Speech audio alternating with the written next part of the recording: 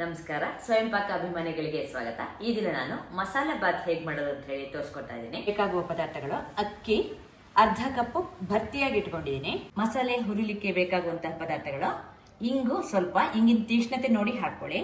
1 tea spoon ಜೀರಿಗೆ, 1 tea spoon ಕೊತ್ತಂಬರಿ ಬೀಜ, 1 ಟೀ ಸ್ಪೂನು ಉದ್ದಿನ ಬೇಳೆ, 1/4 ಟೀ ಸ್ಪೂನ್ ಅಷ್ಟು ಸಾಸಿವೆ, 1 ಟೀ ಸ್ಪೂನು ಕಡಲೆಬೇಳೆ, 4 ಬ್ಯಾಡಗಿ ಮೆಣಸಿನಕಾಯಿ ಇಟ್ಕೊಂಡಿದ್ದೀನಿ. ನಿಮ್ಮ ಖಾರದ ಅಪೇಕ್ಷೆ ಮೇಲೆ ನೋಡಿ ಹಾಕೊಳ್ಳಿ. ಸ್ವಲ್ಪ ಕರಿಬೇವಿನ ಎಲೆ, 1/4 ಟೀ ಸ್ಪೂನ್ ಅಷ್ಟು ಮೆಂತ್ಯ, 1-2 ಚಿಟಿಕೆಯಷ್ಟು ಅರಿಶಿನ, ತಾಜಾ ತೆಂಗಿನಕಾಯಿ ತುರಿ ಹತ್ರ ಅರ್ಧ ಕಪ್ಪು, ಚಕ್ಕೆ ಸ್ವಲ್ಪ. ನೀವು ಇದನ್ನ ಹಾಕಿದ್ರೂ ಆಗತ್ತೆ, ಹಾಕ್ತಿದ್ರು ತೊಂದರೆ ಇಲ್ಲ. 2 ಹಸಿಮೆಣಸಿನಕಾಯಿ ಇಟ್ಟಿದ್ದೀನಿ. ನಿಮ್ಗೆ ಖಾರ ಜಾಸ್ತಿ ಬೇಡ ಅಂದ್ರೆ ನೀವು ಇದನ್ನ ಬಿಡ್ಬೋದು. ಹುಣಸೆ ಹಣ್ಣು, 1 ಸಣ್ಣ ಲಿಂಬೆ ಹಣ್ಣಿನ ಗಾತ್ರದಷ್ಟು. ನಾನು ಈಗಾಗಲೇ ನೀರಲ್ಲಿ ಹುಣಸೆ ಹಣ್ಣನ್ನ ನೆನೆಯಿಟ್ಟಿದ್ದೀನಿ. ತರಕಾರಿ ನಾನು ಎಲ್ಲ ಹೆಚ್ಚಿಟ್ಕೊಂಡಿದ್ದೀನಿ. ಕ್ಯಾರೆಟ್, ನವಿಲುಕೋಸು, ತೊಂಡೆಕಾಯಿ, ಹುರುಳಿಕಾಯಿ, ಹಾಗೆ ಬಟಾಣಿ, ಆಲೂಗಡ್ಡೆ ನಾನು ಹೆಚ್ಚಿಬಿಟ್ಟು ನೀರೊಳಗೆ ಹಾಕಿಟ್ಟಿದ್ದೀನಿ. ನೀವು ಈ ತರಕಾರಿಗಳನ್ನ ನಿಮ್ಗೆ ಎಷ್ಟು ಬೇಕೋ ಅಷ್ಟು ನೋಡಿ ಹಾಕೊಳ್ಳಿ. ಸ್ವಲ್ಪ ಕರಿಬೇವು ಕೂಡ ಇಟ್ಕೊಂಡಿದ್ದೀನಿ. ಉಪ್ಪು ರುಚಿಗೆ ತಕ್ಕಷ್ಟು. ನಾನಿಲ್ಲಿ 1 ಟೀ ಸ್ಪೂನು ಕಲ್ಲುಪ್ಪು ಇಟ್ಕೊಂಡಿದ್ದೀನಿ. ನೀರು 1.5 ಕಪ್ ಇಟ್ಕೊಂಡಿದ್ದೀನಿ. ನಾನು ಅಕ್ಕಿನ ಭರ್ತಿ ಅರ್ಧ ಕಪ್ ಇಟ್ಕೊಂಡಿದ್ದರಿಂದ 1.5 ಕಪ್ ಇಟ್ಟಿದ್ದೀನಿ. ನೀವು 1 ಕಪ್ ಅಕ್ಕಿ ಇಟ್ರೆ 2 ಕಪ್ಪಿನ ನೀರಿನ ಅಳತೆ ಸಾಕಾಗತ್ತೆ. ಎಣ್ಣೆ 2 ಟೇಬಲ್ ಸ್ಪೂನು. ಮಸಾಲೆ ಹುರಿಲಿಕ್ಕೆ ಹಾಗೆ ಒಗ್ಗರಣೆಗೆ ಎಲ್ಲ ಸೇರಿಸಿಟ್ಟಿದ್ದೀನಿ. ಅಕ್ಕಿನ ಒಂದು ಬಟ್ಲಲ್ಲಿ ಹಾಕಿ ತೊಳ್ಕೊಳ್ಳೋಣ. ನಾನಿಲ್ಲಿ ಸೋನಾ ಮಸೂರಿ ಅಕ್ಕಿನ ತಗೊಂಡಿದ್ದೀನಿ. ಅಕ್ಕಿಗೆ ಅರ್ಧ ಕಪ್ನಷ್ಟು ನೀರು ಹಾಕಿ ನೆನೆ ಇಡೋಣ. ಒಂದು ಬಾಣಲೆಗೆ 1/4 ಟೀ ಸ್ಪೂನ್ ಅಷ್ಟು ಎಣ್ಣೆ ಹಾಕಿ ಕಾಯ್ಲಿಕ್ಕಿಡಿ. ಅದಕ್ಕೆ ಕರಿಬೇವಿನ ಎಲೆ ಹಾಗೆ ಮೆಣಸಿನ್ಕಾಯಿನ ಹಾಕಿ, ಮೆಂತ್ಯ ಕಾಳು ಹಾಕಿ, ಕಡಲೆಬೇಳೆ ಹಾಗೆ ಉದ್ದಿನ ಬೇಳೆ ಹಾಕಿ ಸ್ವಲ್ಪ ಹುರಿಯಿರಿ. ಈಗ ಸಣ್ಣ ಊರಿನಲ್ಲಿ ನಾನು 1 ನಿಮಿಷ ಹುರಿದಿದ್ದೀನಿ. ಈಗ ಇದಕ್ಕೆ ಜೀರಿಗೆ ಹಾಗೆ ಕೊತ್ತಂಬರಿ ಬೀಜ, ಸಾಸಿವೆ ಹಾಕೋಣ. ಇಂಗನ್ನು ಹಾಕೊಂಡು ಕಡಲೆಬೇಳೆ ಉದ್ದಿನಬೇಳೆ ಹೊಂಬಣ್ಣಕ್ಕೆ ಬರೋಷ್ಟು ಹುರಿಯೋಣ. ಕಡಲೆಬೇಳೆ ಉದ್ದಿನಬೇಳೆ ಹೊಂಬಣ್ಣಕ್ಕೆ ಬಂದಿದೆ, ಹಾಗೆ ಉಳಿದವು ಕೂಡ ಆಗಿದೆ. ಈಗ ಇದಕ್ಕೆ ಕೊನೆಯಲ್ಲಿ ಅರಿಶಿನ ಹಾಕಿ ಸ್ಟವ್ ಆಫ್ ಮಾಡೋಣ. ಸ್ವಲ್ಪ ಸ್ಟವ್ ಆಫ್ ಮಾಡಿದ್ಮೇಲೆ ಹುರಿರಿ.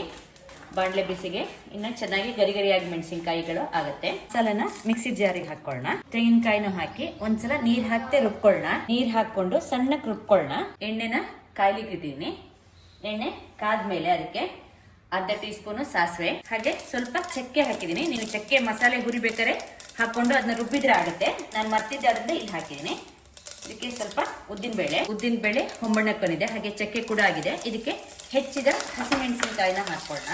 ಹಾಗೆ ಸ್ವಲ್ಪ ಅರಿಶಿನ ಹಾಕಿದ್ದೀನಿ. ಇದಕ್ಕೆ ನುಣ್ಣಗೆ ರುಬ್ಬಿದ ಈ ಮಸಾಲೆ ಪದಾರ್ಥನ ಹಾಕೊಳ್ಳೋಣ. ನಿಮಿಷ ಇದನ್ನೊಂಚೂರು ಹೀಗೆ ಹುರ್ಕೊಳ್ಳೋಣ. ಆದ್ಮೇಲೆ ಅದಕ್ಕೆ ನೆನೆ ಇಟ್ಟ ಅಕ್ಕಿನ ಹಾಕೋಣ. ಅಕ್ಕಿನ ಒಂದು 15 ನಿಮಿಷ ನೆನೆ ಇಟ್ಟರೆ ಸಾಕು. ಜಾರಿಗೆ ಸ್ವಲ್ಪ ನೀರು ಹಾಕಿ ಅದನ್ನು ಕೂಡ ಹಾಕಿದ್ದೀನಿ. ಒಂದ್ಸಲ ಚೆನ್ನಾಗಿದ್ನ ಕೈ ಆಡ್ಕೊಳ್ಳೋಣ. ಹಾಗೆ ಹುಣಸೆ ಹಣ್ಣಿನ ರಸ ಹಿಂಡ್ಕೊಳ್ಳೋಣ. ಉಪ್ಪು ಹಾಕಿ ಉಳಿದ ನೀರನ್ನು ಹಾಕಿ ತರಕಾರಿನ ಒಂದೊಂದಾಗಿ ಹಾಕೊಳ್ಳೋಣ. ಮೊದಲು ಕರಿಬೇವನ್ನ ಸ್ವಲ್ಪ ಮುರಿದ್ಬಿಟ್ಟು ಹಾಕೋಣ.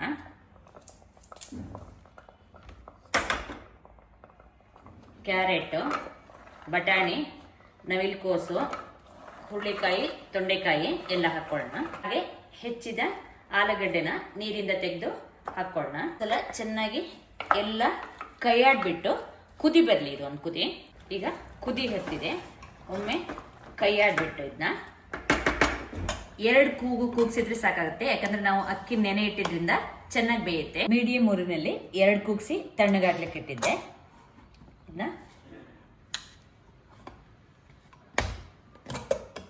ಮುಟ್ಲ ತೆಗ್ದಿಡೋಣ. ಸ್ವಲ್ಪ ಹೊತ್ತು ಹಾಗೆ ಬಿಡೋಣ. ಆಮೇಲೆ ಇದನ್ನ ಕೈ ಆಡ್ಕೊಳ್ಳೋಣ. ಈಗ ಸ್ವಲ್ಪ ತಣ್ಣಗಾಗಿದೆ. ಒಂದ್ಸಲ ಎಲ್ಲ ಚೆನ್ನಾಗಿದ್ನ ಕಲಿಸ್ಕೊಳ್ಳೋಣ. ನೋಡಿ, ಅನ್ನ ಉದುರುದ್ರಾಗಿ ಬಂದಿದೆ. ಈಗ ನಿಮಗೆ ಮಸಾಲೆ ಬಾತು ಸಿದ್ಧವಾಗಿದೆ. ಮೇಲೆ ಸ್ವಲ್ಪ ಕೊತ್ತಂಬರಿ ಸೊಪ್ಪು ಹಾಕಿದ್ರೆ ಚೆನ್ನಾಗಿರುತ್ತೆ. ಈ ಮಸಾಲೆ ಬಾತಿಗೆ ಹುಳಿಗೆ ಅಂದ್ರೆ ಸಾಂಬಾರ್ಗೆ ಮಾಡುವಂತಹ ಮಸಾಲೆ ಪದಾರ್ಥವನ್ನೇ ಬಳಸಿಕೊಂಡು ಮಾಡುವಂತಹ ಒಂದು ಬಾತ್ ಇದು. ನೋಡಿರಲ್ವಾ, ಸುಲಭವಾಗಿ ಮಾಡುವಂತಹ ರುಚಿಕರವಾದ ಮಸಾಲೆ ಬಾತ್ ಹೇಗೆ ಮಾಡೋದು ಅಂತ ಹೇಳಿ. ನೀವು ಕೂಡ ನಿಮ್ಮ ಮನೆಯಲ್ಲಿ ಈ ಬಾತನ್ನು ಮಾಡಿಬಿಟ್ಟು ನಿಮ್ಮ ಅಭಿಪ್ರಾಯ ನಮ್ಗೆ ತಿಳಿಸಿ. ನಮಸ್ಕಾರ.